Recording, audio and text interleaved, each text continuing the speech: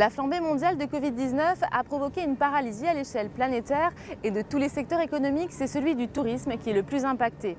Nous sommes allés à la rencontre des hôteliers, restaurateurs et plagistes qui font face plus que jamais. Bel été à tous!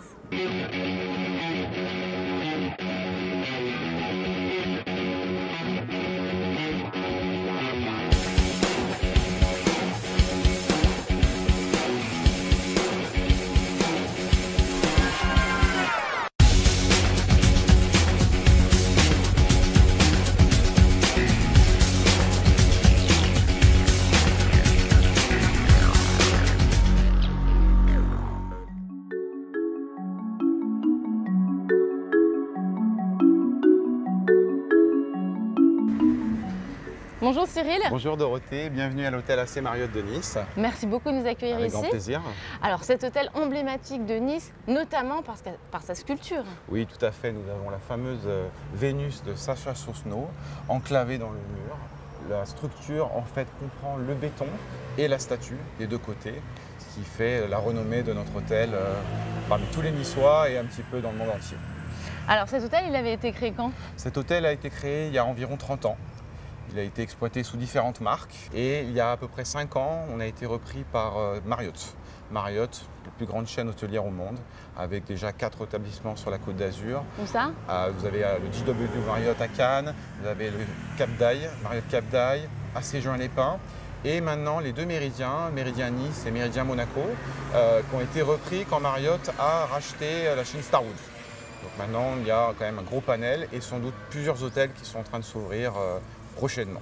Bon, ben ça marche bien. Alors comment ça se passe là, les affaires avec le Covid? Alors la reprise a été meilleure que nous le pensions, principalement le week-end, avec une clientèle locale ou clientèle parisienne, lyonnaise, qui se font plaisir sur un week-end à des tarifs corrects dans un établissement 4 étoiles. Par exemple, les tarifs? Alors vous avez des chambres à partir de 150 €.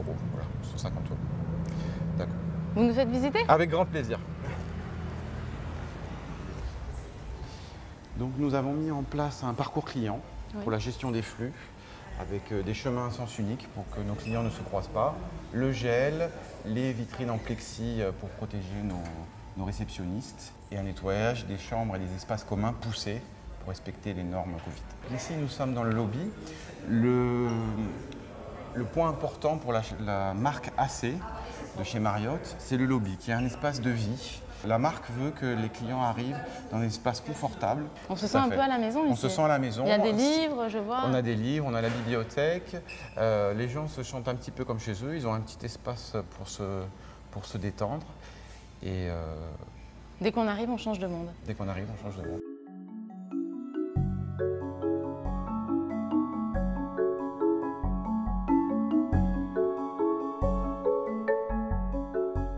Bienvenue Dorothée sur notre rooftop de Farago on the Roof, qui est notre établissement phare pour la saison. Farago, c'est une marque qui est différente de Marriott. Tout à fait. Donc, on a fait un partenariat avec Jean Valfort qui nous a apporté sa décoration et son concept. C'est quoi son concept? Alors le concept, c'est bar à tapas. Alors avec des cocktails dans des verres à copa, donc dans des grands verres, on vous montrera un petit peu plus tard, et des tapas comme l'œuf incroyable qui est notre plat phare, les croquetas Farago, l'agneau zatar, voilà, qui sont des plats de partage. C'est ouvert à partir de quelle heure? Alors on ouvre du mardi au samedi de 17 h à minuit. Tous les soirs de 19 h à 22 h, nous avons un live band, un groupe musical avec une chanteuse, un guitariste.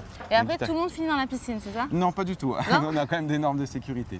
C'est-à-dire? Alors, en revenant sur les normes de sécurité, on a voulu garder ce côté un petit peu convivial et chaleureux, tout en notant qu'on est en respectant les normes coronavirus.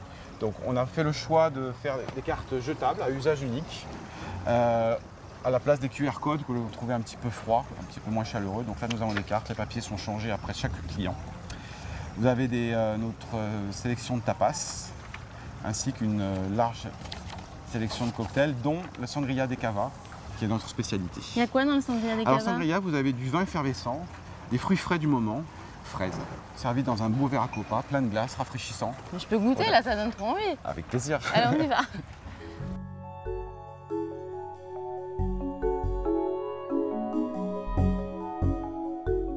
Léger, rafraîchissant, fruité. pour un bel été. Merci beaucoup. Et alors Farago continue son aventure à Nice? Farago ouvre un nouvel établissement, le Bocanissa, en plein centre du Vieux-Nice. Jean Valfort vous attend tout de suite pour vous en parler un petit peu mieux que moi. Je vais le rejoindre. Merci Avec grand beaucoup en tout plaisir, cas de avec votre grand accueil. plaisir. Merci Merci à Cyril.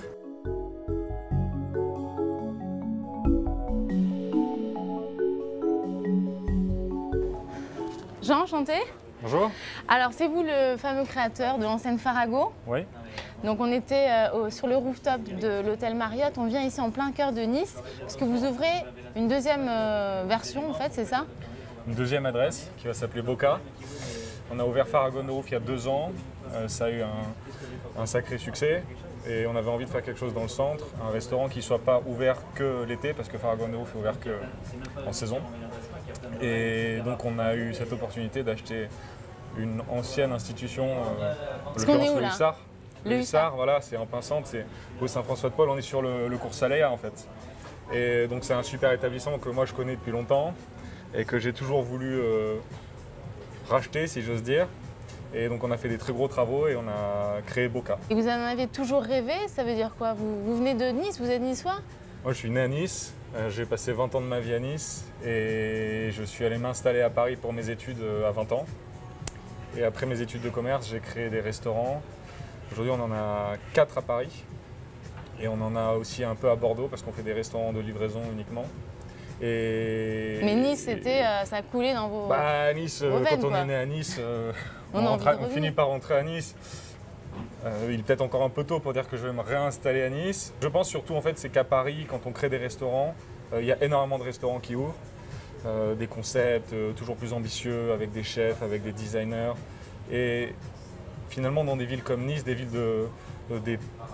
des moins grandes villes que Paris, il y a relativement peu d'offres, alors qu'il y a un vrai engouement de la clientèle locale pour les nouveaux projets. Vous nous faites la visite? Alors, pour la salle principale, on a changé complètement le restaurant précédent. Nous, on aime beaucoup les cuisines ouvertes, donc on a fait une cuisine qu'on voit ici, avec le chef qui travaillera donc directement dans la salle. Et vous pourrez les voir travailler. Pour nous, c'est un gage à la fois de chaud, parce que c'est quand même vachement sympa de voir le chef travailler. Et en plus, ça permet de voir que les cuisines sont nickel. Je pense que pour le client, et tous nos restaurants sont comme ça. Ici, il va y avoir un grand bar. Donc là, il y a encore beaucoup de cartons, mais bon, il va être très sympa. Et là, la salle qui va accueillir à peu près entre 90 et 100 couverts. Et il y a un élément important sur lequel il faut qu'on aille faire un tour, c'est les toilettes. Parce qu'à chaque fois, on travaille nos toilettes avec des expériences assez fortes. Donc venez, je vous montre.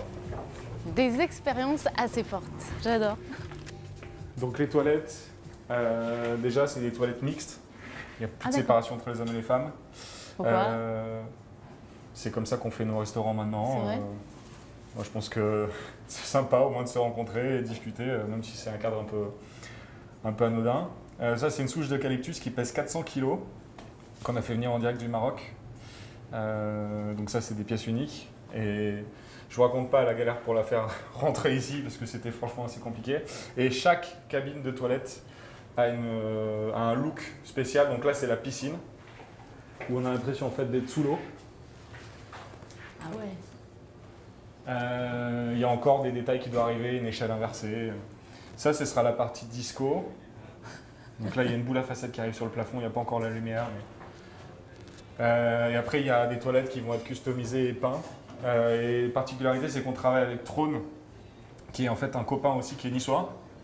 Lui aussi qui est allé à Paris pour faire ses études et qui s'est dit je vais monter une boîte qui fait des toilettes. Et des toilettes un peu spécifiques parce que quand on regarde le toilette, voilà, on tire la chasse. Et Ah ouais. c'est déjà une expérience. C'est énorme. Alors il y a un rooftop aussi ici. Ouais, on est spécialiste du rooftop. C'est difficile de faire un restaurant à Nice sans avoir une terrasse. Et le Hussard était connu pour son très très grand toit terrasse. On a tout refait. On a déplacé le bar, on l'a mis là-bas derrière. Et on a l'habitude de végétaliser énormément. Donc on a mis beaucoup de plantes, on a fait venir cet olivier. C'était le symbole Du sud. Du sud. L'idée c'était de faire un petit peu hacienda à l'espagnol. On va manger quoi ici? Alors ici, on va manger quoi? On va manger des tapas, mais c'est plus dans la logique du format, parce qu'on va avoir par exemple des farcis niçois partagés, des petits raviolis, on va avoir des très grandes burrata, on fait venir des burrata de 1 kg d'Italie à partager pour 8 personnes. Et nouveauté, dans notre concept, on va faire ce qu'on appelle des arroz a banda, qui sont en fait des grands plats de riz grillés à partager, donc riz noir à l'encre de sèche avec du poulpe, avec du poisson, avec des calamars. Et au niveau des boissons? Alors les boissons, on va s'amuser. On a la plus belle carte de rosé de la Côte d'Azur, je pense. Bon oui, je pense qu'on a une trentaine ou une quarantaine de références de rosé. On a des grands cocktails sous forme de copa, notamment une belle carte de gin tonic.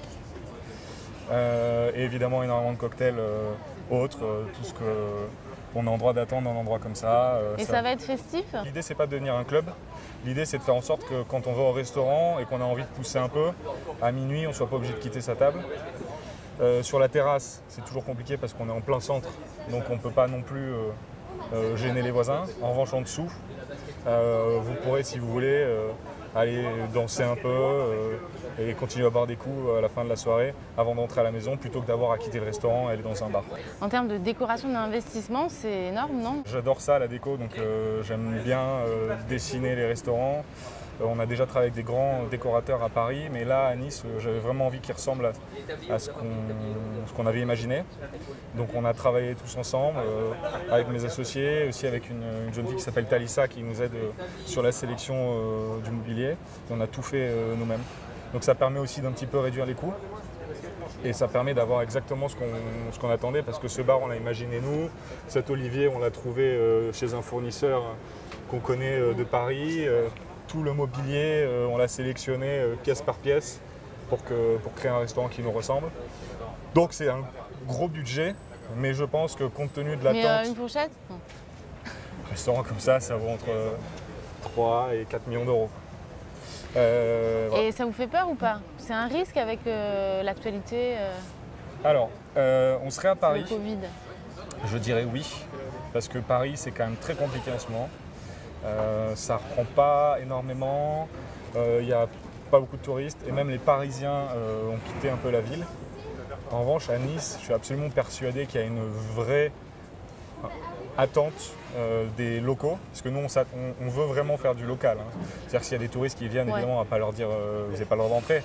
Mais nous, ce qu'on veut, c'est s'adresser aux jeunes et aux moins jeunes d'ailleurs, qui sont à Nice et qui en ont marre d'aller à Cannes ou à Monaco pour trouver un restaurant qui bouge un peu. Nice est quand même une super ville, elle a quand même énormément évolué sur les dernières années. Il y a quand même 400 000 habitants. Et il y a quand même des touristes aussi. Moi, je suis assez serein sur la réussite de ce projet, même si, bon, il ne faut pas se planter.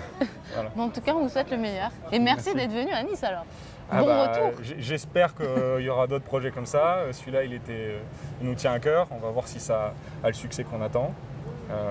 Et puis on verra plus tard si on fait d'autres restaurants. On vous le souhaite. Merci beaucoup. Avec plaisir.